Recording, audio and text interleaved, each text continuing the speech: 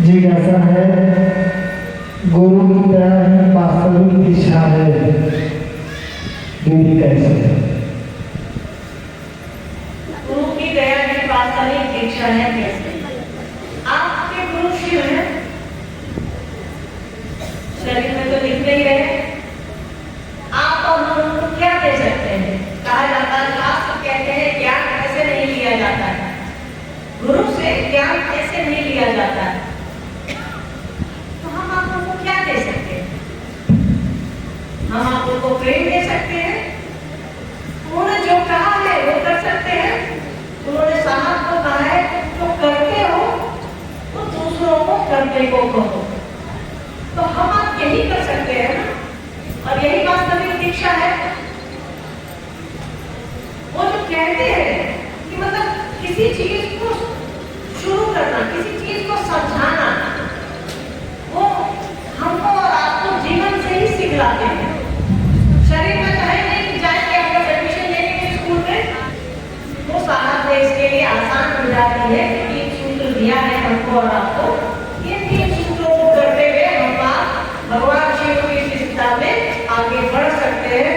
शिव का गुरु होना ही वास्तविक दीक्षा है, शिव का हमारा आपका शिष्य होना ही वास्तविक दीक्षा है। हमारा आपका मन दिशा में बढ़ेगा, शिव की दिशा में बढ़ेगा, तभी से हम आप उस दिशा में दीक्षित होते हैं। दीक्षित होना मतलब किसी एक व्यवस्था में आपको ढालना, आपके मन को ढालना, ठीक है? प्रणाम करते हैं। एक जिज्ञासा साहब से बहुत पहले भी सिला करते थे दीदी आपके बारे में। साहब कहते थे दीदी के गुजरने के बाद कि जब मंदिर जाती थी लड़की तो मंदिर के परिसर में वो नहीं पहुँच पाती थी, तो अजमेर में जब हम गए थे, साहब हो गए थे, तो मंदिर के बाहर बैठे थे और एक आवाज आया कि संत कभी करते नहीं हैं, तो इस पर दीदी आप विशेष बताएं। देखिए, एक्चुअली ये बात सन 2005 की है। आपकी दीदी माँ गुजरी थी 17 जून 2005 को, मतलब से रही थी। हम लोग मारे पीछे रहना, साहब दीदी के लोग तो बहुत हो गया है, माइके बदलते रहते हैं, इसकी आवाज नहीं आ रही तो उससे नहीं आ रही तो, मतलब आप लोग तक आवाज पहुंचनी चाहिए। 2005 की बात है ये। दीदी माँ आप लोगों की हमारी तुरंत गुजरी थी 17 जून 2005 को, तो मन में दुख भी था, है भी, रहेगा भी। वे माँ बाप है जैसे हमारे आपके हैं, साहब दीदी के शरीर में नहीं सीखने का डर जितना मुझको है उससे कहीं ज्यादा आपको है, मुझे ये मालूम है।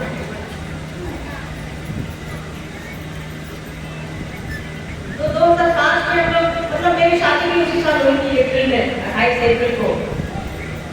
तो दीदी माँ तो चली गई 17 जून को, ठीक 50 दिन बाद। तो अक्टूबर या नवंबर में हमारी छुट्टी हुई थी, उसमें प्रेस में काम करती थी, हिंदुस्तान प्रेस में। तो हम लोग अनिल जी डॉक्टर साहब दिल्ली थे, दिल्ली एम्स में काम करते थे, वो बड़ी से उन्होंने पढ़ाई की। तो हम लोग ने डिसाइड किया कि आइए, उन्होंने कहा कि आइए, दीदी माँ हम लोग गई थी तो कई हम लोग बाहर नहीं निकले थे, हमने सोचा कि कहीं चला जाए, तो हम लोग गए थे आगरा, फतेहपुर सीकरी और आगरा, ठीक है? फतेहपुर सीकरी में एक बहुत बड़े, मतलब एक संत कह सकती हैं आप, वो मुसलमान, और कोई भी संत जो है वो किसी धर्म का नहीं होता, संत बस संत होते हैं, साधु बस साधु होता है, न वो ईसाई होता है, न मुसलमान होता है, न हिंदू होता है, ठीक है? इंसान भी इंसान होता है, वो तो परिस्थिति कहते हैं कि कुछ भी हम आप हो गए, इसीलिए तो शिव को गुरु बनाने की बात आई है। तो वहाँ एक पीर बाबा रहते थे, बहुत बड़े औलिया जिसको कहते हैं, वो रहते थे, शेख सलीम चिश्ती उनका नाम है। आप लोगों ने सुना होगा या कई ने नहीं भी सुना होगा, कुछ बातें इतिहास, शेख सलीम चिश्ती। तो उसके मकबरा में हम लोग गए, क्योंकि हम इतिहास के विद्यार्थी हैं, तो मेरा तो एक शौक रहता है कि जो हिस्टोरिकल चीजें हैं, जहाँ पुराने मंदिर और पुराने मस्जिद या जहाँ समाधियाँ हैं ना, साहब भी कहते थे कि समाधियों में जरूर जाया कीजिए, जाना चाहिए, संत की समाधि तो जरूर जाना चाहिए। तो हम लोग वहाँ पे गए, तो हमारे चाचा जी वही आईजी थे, तो उन्होंने साथ में इंस्पेक्टर को और 4 पुलिस वाले को लगा दिया। तो हमने जी वहाँ फतेहपुर सिटी इमाम शेख शरीफ चिश्ती का मकबरा है, तो वो आए कि बाबा जो औलिया थे वहाँ, तो वहाँ के पुजारी थे, मंदिर में पुजारी होता है, वहाँ की जो समाधि स्थल है उनकी मकबरा जो है, वहाँ के पुजारी जी आए, पीर बाबा उनको कहते हैं, बोले कि चादर चढ़ा दीजिए। तो हमने अमित जी को कहा कि आप जाइए, मुझे नहीं जाना है। तो वो इंस्पेक्टर साहब थे, उन्होंने कहा कि मैडम चलिए, तो कह रही आप तो जाइए इनके साथ। तो एक सिपाही को मेरे साथ छोड़ के बाकी 3 और 4 लोग बड़े वाले हीरो के साथ चले गए। एक्चुअली मेरे अंदर एक गुस्सा था, हमारे दिमाग में हमेशा रहता था कि साहब हमेशा कहते हैं, आप लोगों ने सुना होगा कि जिनकी नींद में ईश्वर है वो वही सही साधु है, वही सच्चा साधु है, वही ऋषि है। तो माँ जब सोती थी तो जैसे हम सांस लेते हैं, एक सांस की आवाज आती है, जैसे कोई बगल में सोया है आगे, तो सांस की आवाज आती है, हल्की सी की, बहुत हल्की सी की सांस लेते हैं हम, बहुत हल्की सी की बजती है, चाहे बच्चा हो या बड़ा हो या बूढ़ा हो। तो माँ जब रात का वक्त है 2:15 बजे आता, उनके शरीर छोड़ने की 3-4 मिनट पहले की बात बता रही है। तो माँ के साथ वो बीमार पड़ी तो ज्यादातर नहीं सोती थी, तो मुझे लगा कि माँ जगे हैं, आवाज आ रही है जैसे हे महादेव दया जैसे जया की, हे महादेव दया की। तो मुझे लगा कि माँ ऊपर बैठ गई है, अब बीमार चल रही है, एक की समस्या से वो बीमार थी। तो जल्दी से उठ करके मैं भी बैठी, माँ उठ गई है, तो पास में थे तो वो तो सोई नहीं थी, पर जब वो सांस ले रही थी, सांस को छोड़ रही थी ना, तो उससे आवाज निकल रही थी, हे महादेव दया की। सोचिए, वो जब सांस छोड़ रही थी, हम लोग के सांस छोड़ते तो सीढ़ी की आवाज निकलती है, एक मध्यम आवाज निकली थी, कहीं का सीढ़ी बज रही है, जब ध्यान देगी तब, ये बच्चे सोए रहते हैं तो आइडिया होगा सबको। तो वो जब सांस ले रही थी और सांस जब छोड़ रही थी, तो उससे आवाज आ रही थी कि हे महादेव दया की। तो साहब की वही बात मेरे ध्यान में थी कि पापा कहते हैं कि जिनके नींद में ईश्वर है वही सही साधु है, वही ऋषि है, तो महादेव उनको इतनी जल्दी ले क्यों? एक गुस्सा था, एक बच्चे का गुस्सा अपने का जायज होता है, तो वो एक रिएक्शन था। इस रिएक्शन के चलते मैं अंदर नहीं गई कि नहीं मुझे नहीं जाना है। तो जब महादेव कुछ नहीं किए, मेरी माँ को ले गए, तो ये इंसान क्या करेगा? तो मेरे दिमाग में ये चलता था, समझिए आप। तो जैसे ही डॉक्टर साहब अंदर गए, तब तक देखिए मेरे लोग खड़े हो जाते हैं, ऐसे जब उस बात को मैं याद करती हूँ तो आवाज लगा कि कान में आवाज आ रही है, सर कभी मरते नहीं। जैसे मेरे दिमाग में ये चल रहा था कि जब महादेव नहीं बचा पाए माँ को, जो नींद में भी महादेव का नाम लेती थी, उनसे दया मांगती थी, तो ये इंसान क्या बचाएगा या इंसान क्या मेरा भला करेगा? तभी मेरे कान में एक आवाज आई, संत कभी मरते नहीं। मेरे रोए अभी भी खड़े हो जाते हैं कि उस बात को मैं याद करती हूँ। तो मेरा पैर अचानक से उठ गया और हम चले गए। मतलब मेरे अंदर एक क्या लगाया मेरे समझाए कि एक अंदर अजीब सी फीलिंग हुई, लगा कि कोई कह रहा है कि जाओ अंदर। मतलब कान में मेरे साथ आवाज आई, संत कभी मरते नहीं। और तुरंत 5 सेकंड 7 सेकंड हुआ होगा तो हमारा पैर अनायास, हम उसके लिए कोशिश हमने नहीं करी कि अंदर जाए, अनायास वो पैर उठा और अंदर चले गए। तब तक अंदर गेट में देखा वो लोग मजार पर चादर चढ़ाई जाती है ना, गुलाब के फूल की चादर वो लोग चढ़ा रहे थे, और यह साथ मिल करके आगे जी रुके, तो हमने भी कोना पकड़कर चढ़ा दिया। यही एक कहानी। और जब उधर से लौटे कहने के बाद हमने साहब को कहा क्या क्या खेला करते रहते हैं, तब उन्होंने हंसकर कहा कि बाबू समझना इतना आसान नहीं है मुझको।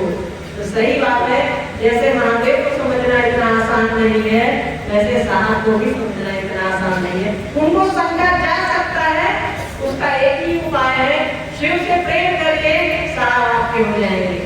सीधा सा गणित है, महादेव को अपना समझिए, साहब आपके हो जाएंगे। ये हो गया।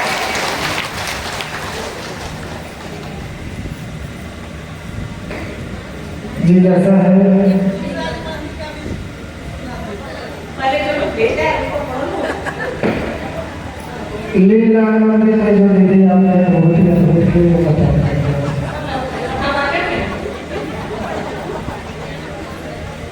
बना दीजिए एक मिल के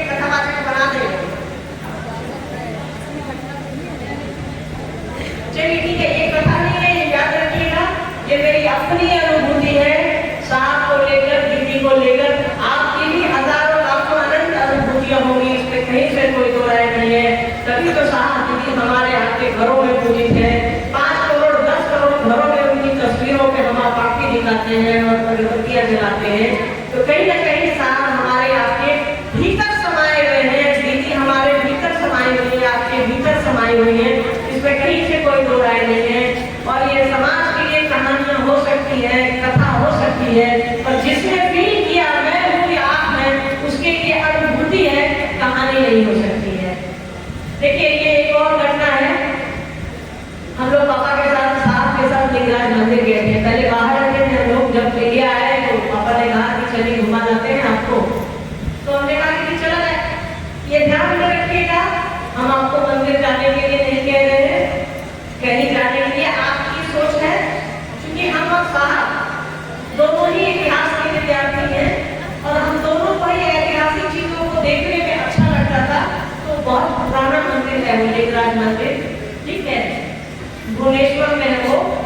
तो हम लोग को वो देखना था। उसमें जो नक्काशी है वो पूरी दुनिया में फेमस है। उस नक्काशी को देखने के लिए लोग आते हैं और वो एक ज्योतिर्लिंग भी है। माना जाता है कि लिंगराज मंदिर, लिंगराज शिवलिंग जो है वो एक ज्योतिर्लिंग भी माना गया है। तो साहब ने कहा कि चलिए आपको घुमा लाते हैं। तो हमने कहा कि चला है तो घूम लेंगे। अच्छा तो देखने की इच्छा मेरी भी है। तो हम लोग घूमने गए। पापा तो मंदिर जाते हैं, साहब तो मंदिर जाते नहीं है, ये आपको भी मालूम है। और दीदी ने अभी आप लोगों ने सुना होगा, उन्होंने कहा साहब की ये लाइन है कि लकड़ी को भी मंदिर जाने में मन नहीं लगता है। तो मतलब कुछ तो देख के आपको लग रहा होगा कि हमने परंपरावादी नहीं है। तो साहब ने कहा कि चलिए घुमाते हैं। हमने भी चला जाए, देखेंगे हम उस मंदिर को। नक्काशी देखा, उसमें नक्काशी में छोटी छोटी मूर्तियां लगी है। आप ही देखेंगे तो उसकी तस्वीर को यूट्यूब पर या गूगल पर, मोबाइल पर तो बहुत अच्छा लगेगा। तो हम लोग गए वहाँ। आज तक साहब ने कहा मैं अंदर नहीं जाऊंगा।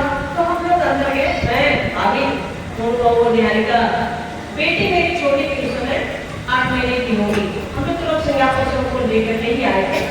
पापा गए थे, उनके साथ ही हम लोग लौटे थे।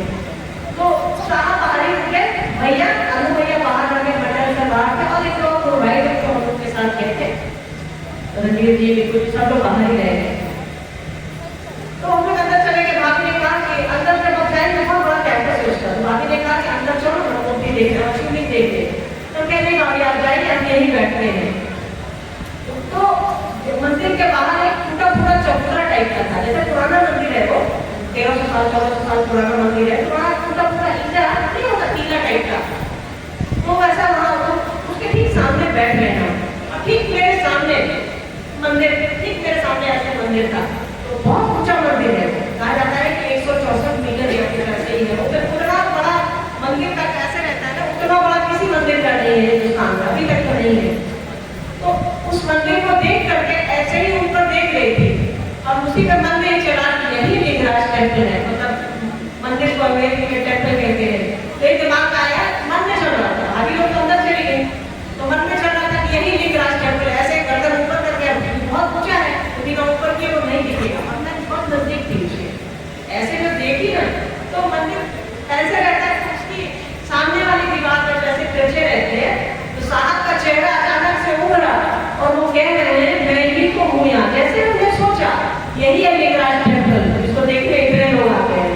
तब तक सेकंड्स में, मतलब पल झपकते साहब का चेहरा उस पर इतना लगा कि चमक गया उस दीवार पर, मंदिर की दीवार पर। और वो कह रहे हैं मैं ही तो हूँ यहाँ। नदी चौक गई, कह रहे पापा तो बाहर है, यहाँ क्या कर रहे हो। तब तक भाभी लोग आ गए, हम लोग बाहर निकल गए। और बेटी की मेरी तबीयत थोड़ी खराब हो गई, हम लोग जल्दी जल्दी वापस रांची आ गए, पटना आ गए हम लोग। फिर पापा रांची चले, हम लोग पटना आ गए। फिर एक संगोष्ठी थी, संगोष्ठी में हम लोग गए। वहाँ साहब को हमने कहा यार शिवरात्रि थी, उसके बाद शायद शिवरात्रि थी। हमने कहा क्या क्या आप खेला करते रहते हैं भाई, कभी यहाँ कभी वहाँ, कुछ कराते रहते हैं। तो वो हंसने लगे। ऐसे ही कहे साहब दीदी हमारे, उनकी आप लाख प्रशंसा कर दीजिए, वो हंसते ही रहेंगे, कुछ बोलेंगे नहीं। क्योंकि उनको मालूम है, वो समझते हैं इस बात को कि सारा खेला महादेव की दया का है, सारा खेला महादेव से प्रेम का है, सारा खेला शिव की परिधि का है।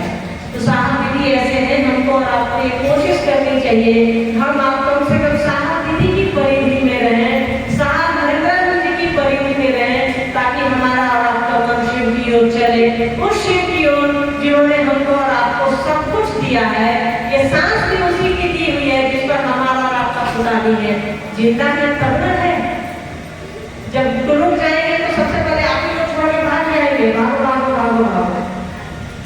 तो सांस चल रही है, कभी सांस उठानी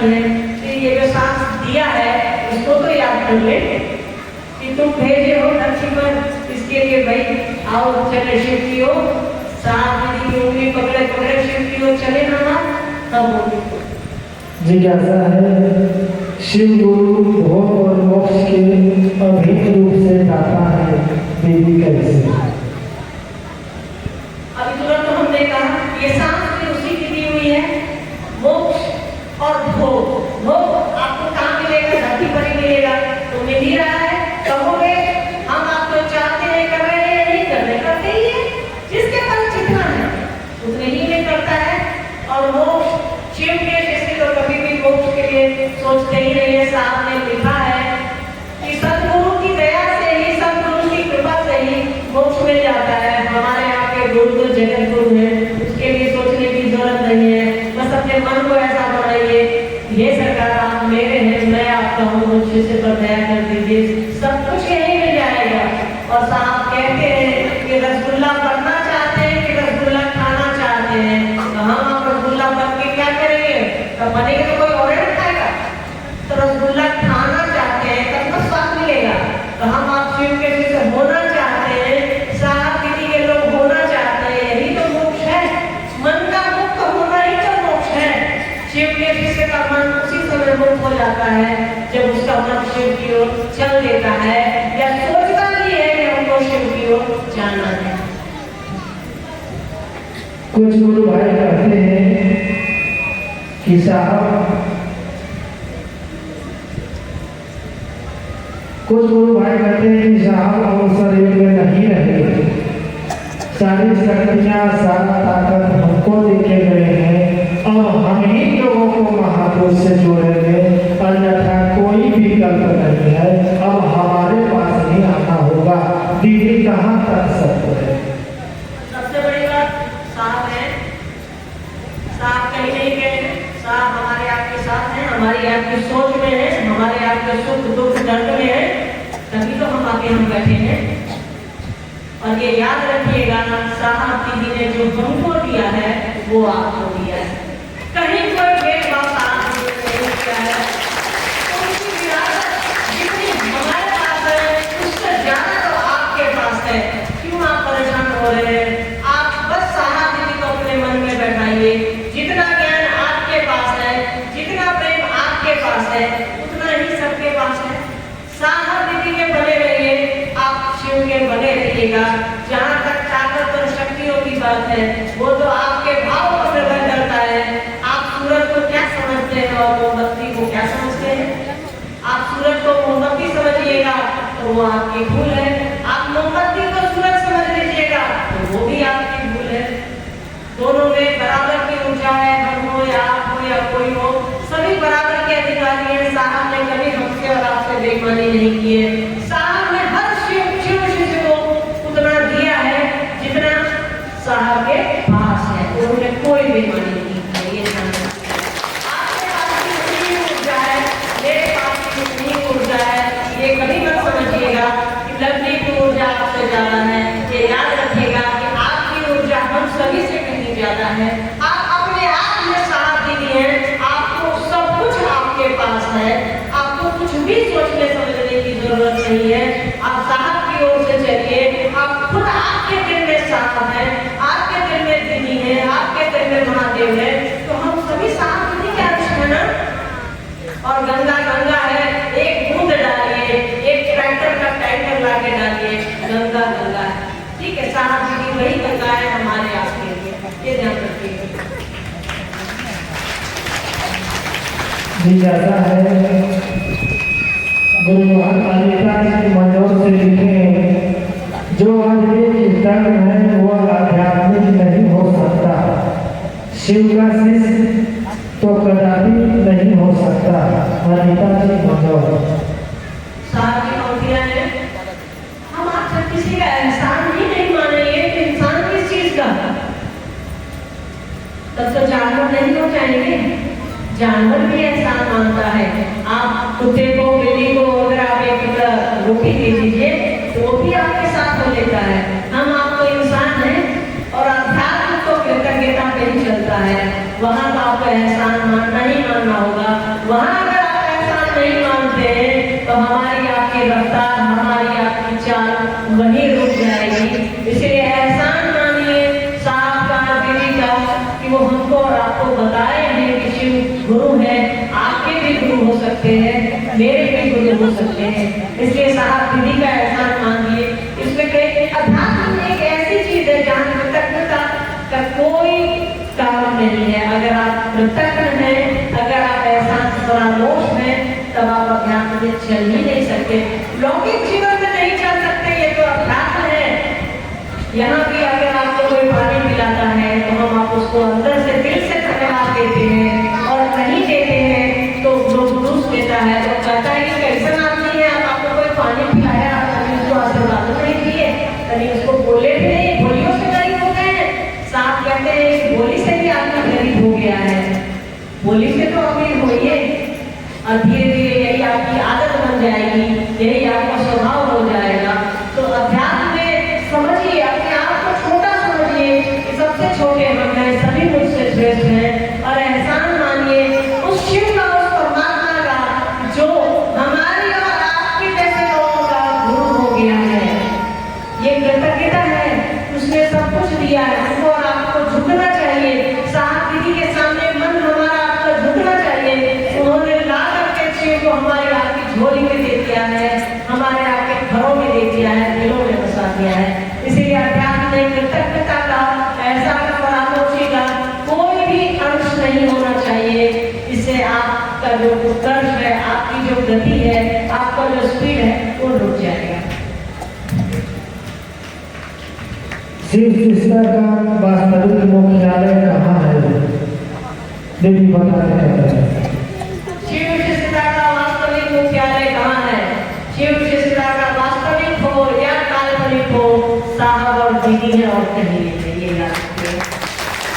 आप शिव शिष्ट हैं, इसका मुख्यालय तो आपके दिल में है, जहाँ साहब है वहीं है। साहब कहाँ है? आपके दिलों में है। साहब ने कहा है कि मैं ही मुख्यालय हूँ, ठीक। तो साहब हमारे आपके दिलों में है, वास्तविक हो या काल्पनिक हो। साहब दीदी हमारे अपने हैं, हमारे अगुआ हैं, हमारे श्रेष्ठ गुरु हमारे महादेव हैं। साहब जैसा कहते हैं हम आप करते हैं, और मुख्यालय हमारे आपके मन में है। हाँ, अगर आप एक व्यवस्था की बात करिएगा, साहब ने जो व्यवस्था बनाई थी तो वो व्यवस्था रांची से चलती है, तो व्यवस्था जनित मुख्यालय हमारा आपका रांची है। साहब वहाँ रहे हैं, साधु की मिट्टी है, वो जरूर जाइए वहाँ। साहब कहते हैं कि साधु की मिट्टी पर जरूर जाना चाहिए। तो धरती पर साहब से बड़ा साधु नहीं है कोई, उस मिट्टी पर जरूर जाइए। आपका दिन बदलेगा, आपकी सोच बदलेगी, आपकी समझ बदलेगी। तो जाने की कोशिश की, अगर आपके पास पैसे हैं, आप जा सकते हैं तो जरूर जाइए, जाना चाहिए उस मिट्टी पर आपको और हमको। अंतिम चीज ऐसा है, कुछ गुरु भाई गुरु बहन दिशा भ्रमित हो गए हैं। पुराने गुरु भाई आते और कहते हैं 30 वर्षों से मैंने शिव को गुरु बनाया है। इस भक्ति को दूर कैसे किया जाए, उलट पुलट बोल कर अपने तरफ आकर्षित करने का प्रयास कर रहे हैं। देखिए, जब भी आप मन से कमजोर होइएगा, साहब दीदी पर आपकी पकड़ कमजोर होगी, तो आपको तो हम भी घुमा देंगे ना। भेड़ चाल नहीं बनिए। महादेव हमारे आपके गुरु हैं। साहब दीदी ने बताया है कि शिव आपके गुरु हो सकते हैं, मेरे गुरु हो सकते हैं, तो उनके हिसाब से चलने की कोशिश करिए। और शिव शिष्यता उम्र का मोहताज नहीं होती, शिव शिष्यता साल का मोहताज नहीं होती, शिव शिष्यता प्रेम का मोहताज है। आपके शिव से प्रेम है, आपका जितना प्रेम है वही तय करेगा शिव के आप कितने करीब हैं, साहब दीदी के आप कितने करीब हैं। इससे कोई फर्क नहीं पड़ता। और एक चीज बताइए, हम आपको घुमाएंगे तो आप घूम जाएंगे। अगर आप घूम रहे हैं तो साहब दीदी के प्रति, महादेव के प्रति आपका प्रेम कम है। कैसे कोई घुमा देगा? नहीं घुमा सकता है। मिलावट करिएगा तो घूम जाइएगा। रिश्तों में मिलावट नहीं कीजिए, रिश्तों में मिलाइए नहीं। अब आप जैसे किचन में हम लोग काम करते हैं, हाथ में तेल लग जाता है, डरते हैं कि कहीं कढ़ाई गिर न जाए, फिसल न जाए हाथ से। क्यों? क्योंकि आपके और कढ़ाई के बीच में हाथ में तेल आ गया है। जैसे मिलावट करिएगा, दूध में जैसे पानी डालिएगा, दूध का स्वाद तो बिगड़ जाएगा। सब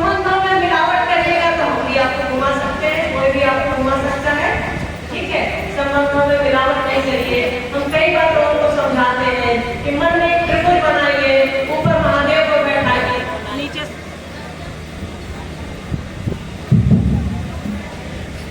हमेशा कहा करते हैं मन में एक त्रिभुज बनाइए, ऊपर महादेव को बैठाइए, नीचे साहब दीदी को बैठाइए और भूल जाइए कि कोई चौथा भी बैठेगा, चाहे कोई भी हो। आपको मन को उठना है। साहब ने लिखा है शिक्षानुभूति में, सूक्ष्माति सूक्ष्म सत्ता है, उस सत्ता तक पहुंचने के लिए हमारे आपके मन को उठना है। और मन जब उठता है तो फिर नीचे से ही ऊपर जाना है। तो साहब दीदी को बैठाइए और शिव जी हो चलिए। साहब कह रहे हैं आओ चले शिव जी हो, उंगली पकड़े पकड़े शिव जी हो चलिए। वो आए भी धरती पर हमको और आपको शिव जी से बनाने, शिव जी से बना करके ही जाएंगे। तो ब्राह्मण की स्थिति का हम आप बना रखे हैं। आप मेरी बात सुनेंगे तभी तो हम आपको बैठा सकते हैं। तो आप सुनिए और समझिए साहब दीदी का। आप शिव की बात करिए, साहब दीदी की बात करिए, किसी चौथे की बात ना करिए। उससे क्या फर्क पड़ेगा? वो तो हम भी आपको घुमा देंगे और आप घूम जाएंगे। अपने संबंध को मजबूत बनाइए, संबंधों में मिलावट नहीं रखिए, नहीं घूमिएगा। संबंधों में मिलावट करिएगा तो घूम जाइएगा। ये याद रखिए कि महादेव की बात और किसने आपसे कही है? साहब दीदी धरती पर शिव को गुरु रूप में उतारने का श्रेय जब तक ये धरती है साहब भरतरण जी को है और किसी को नहीं है। ये याद रखिएगा, किसी को नहीं है मतलब किसी को नहीं है। साहब ने शिव को इस धरती पर उतारा है, हमारे आपके जीवन में उतारा है। उनका ये एहसान मानिए और आपको मानना चाहिए। अगर आपको आध्यात्मिक उत्कर्ष चाहिए तो साहब दीदी का ये एहसान आप मानिए। ठीक है, देखिए 2:15 बज गए हैं।